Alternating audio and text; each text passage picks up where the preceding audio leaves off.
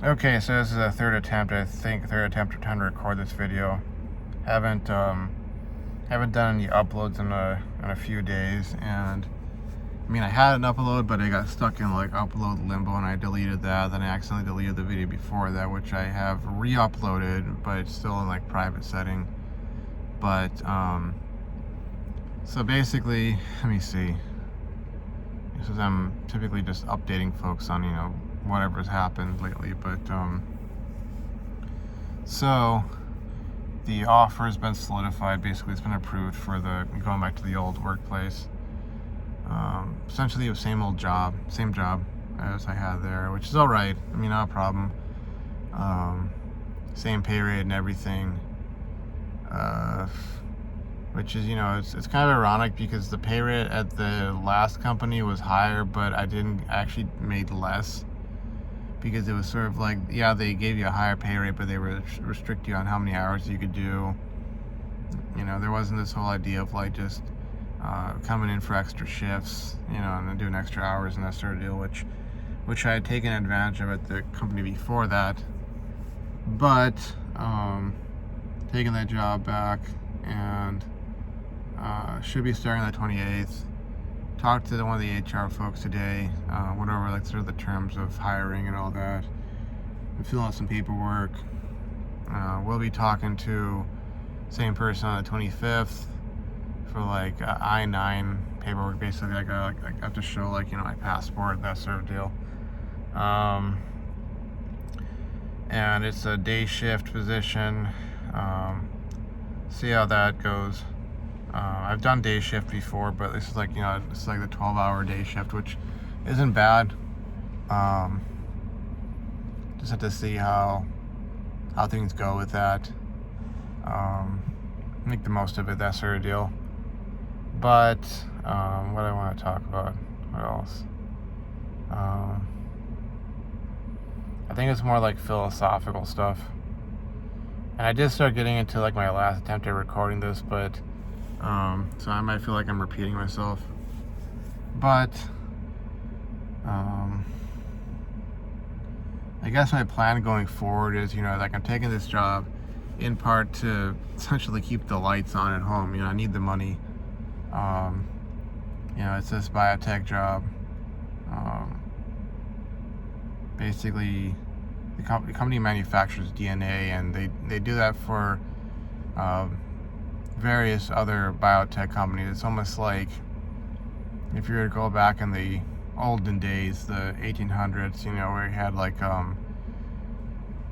gold mining going on, silver mining, gold mining, that sort of deal. It'll be like being the kind of company that makes the shovels and the pickaxes and all the mining equipment, essentially, for the folks who are going and mining the gold, mining the silver. But instead, of the gold and silver being whatever medical or biotech breakthroughs or products they'd be making, downstream.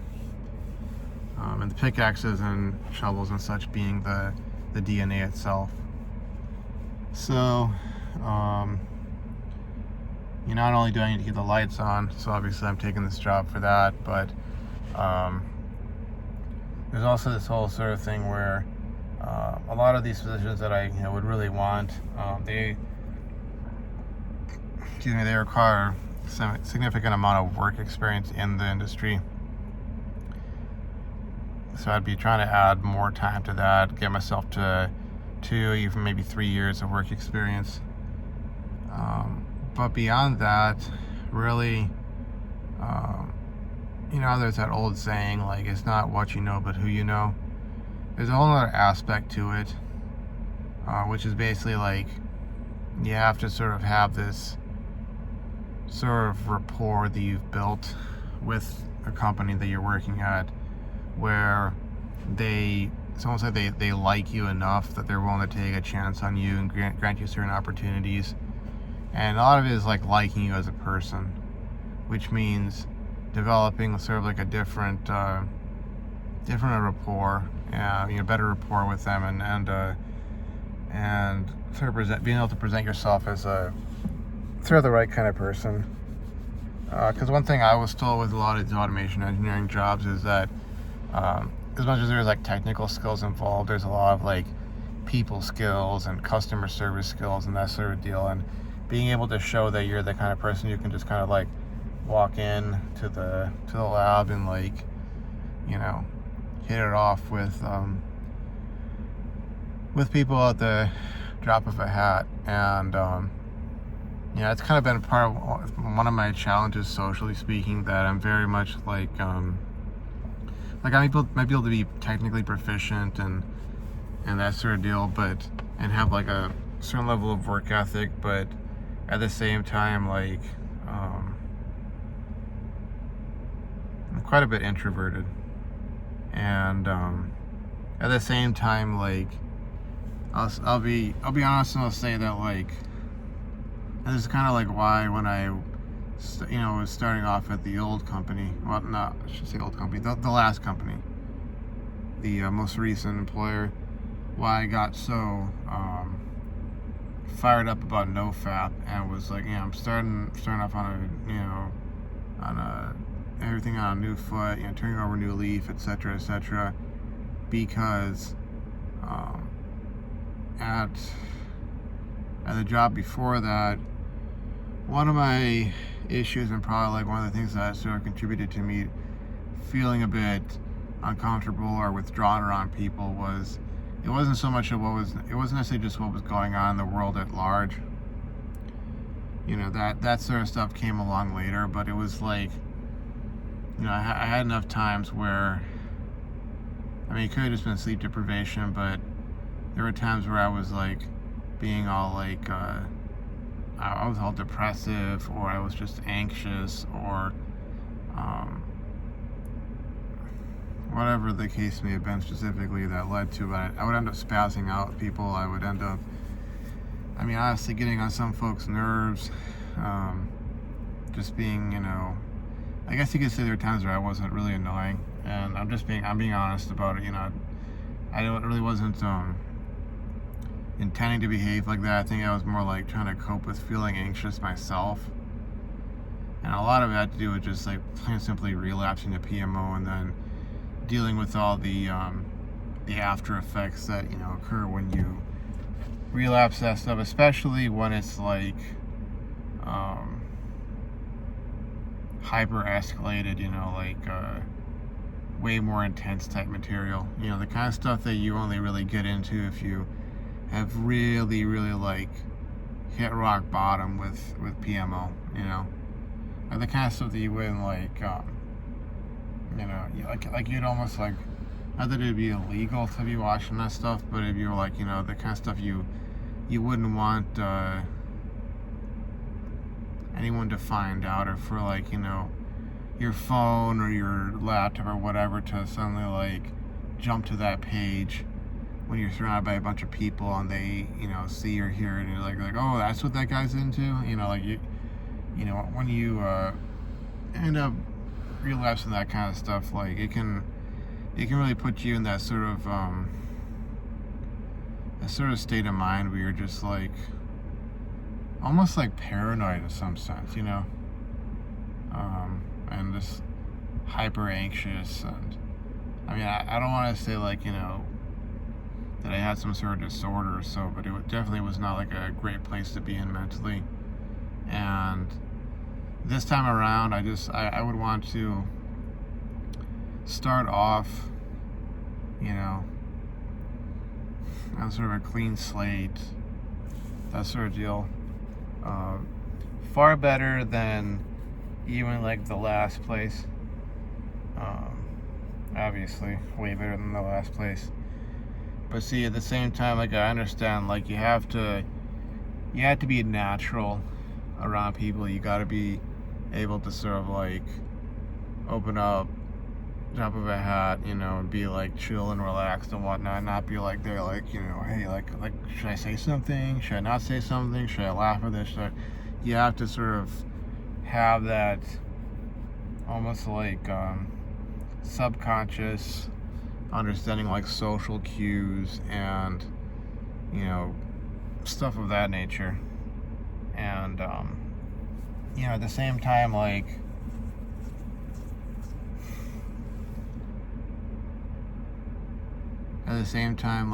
having, a good work ethic, being focused on your job, getting stuff done, that sort of deal. I almost feel like in tandem with that, it also makes it easier for people to sort of cut you some slack, or like not really like be, I don't know, like sort of prone to look at things from an angle of, do we like this person, as opposed to, are they a good worker, I know like one guy who was working there, he seemed like he was a relatively quiet, chill guy, but known to be a very hard worker. Just they called him the shipping master. They eventually called me the shipping master too, because I really sort of like turned up the heat and became sort of I became well known for being able to just like get those get that product shipped out to the customer, like at a massive scale, and I would get compliments for that. But with this guy, like he was like the legend, saying like I could aspire to be like him, and I could get close, but like he would be like bam bam bam knocking stuff down, and because of like his ability to sort of gel with the team and with people and that sort of deal, like he ended up being able to like make that leap, and he moved into the QC, or quality control team.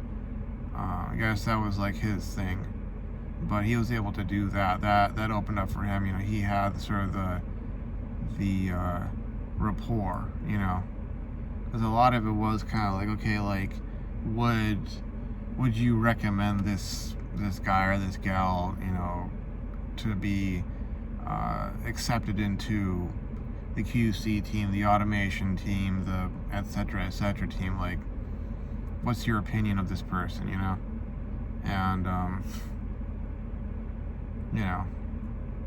I would need to get myself into this sort of state of being wherein,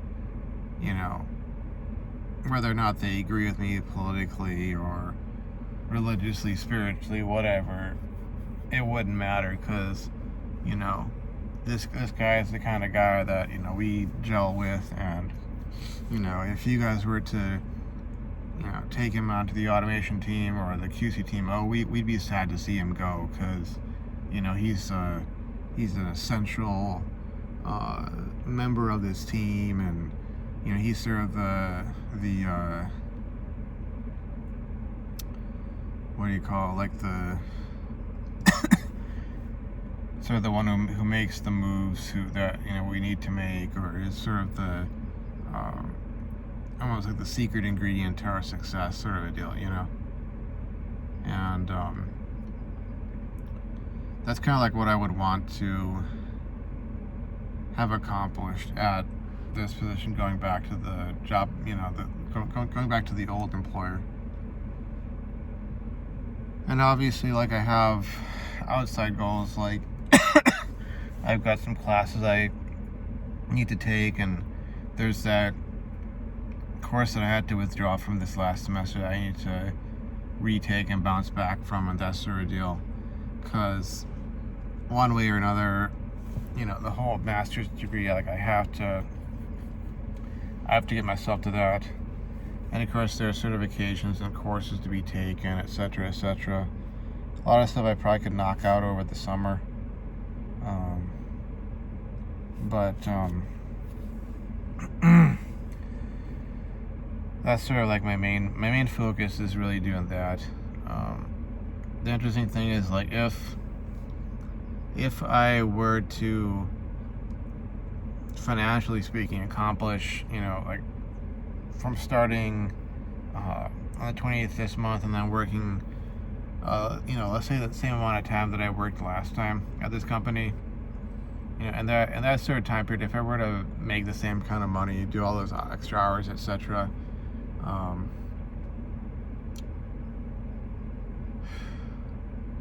I would have all but one of my loan accounts paid off, and I would have that like partially paid off itself. I'll probably have about 30K of debt at that point left out of like what I'd started off with. And depending upon what they decide to do with the whole federal student loan situation, federal student loan forgiveness situation, I mean, I could in fact, be debt free at that point. And that would be amazing. I could sort of take things to the next level in terms of that aspect of life. And yeah, so those are the things that have happened so far. I'm over halfway done with the C# boot camp. I would like to get that done this week. I know I was talking about getting it done over the weekend, but be that as it may, I really would like to just get that knocked out this week, and then we'll start looking at some of the other ones and sort of work on those, because I'll have to sort of figure out what my next step is. Yeah, so anyways, just gonna focus on what's in front of me, keep going with this, and keep getting that work done. So anyways, this is a really relatively short video. I'm hoping that this does actually upload properly this time. It doesn't get stuck in limbo. But what else? I don't think I have much else to talk about. Yeah. So anyways, I'll see you folks around. Thanks for watching. Thanks for stopping by, and take it easy. Bye-bye.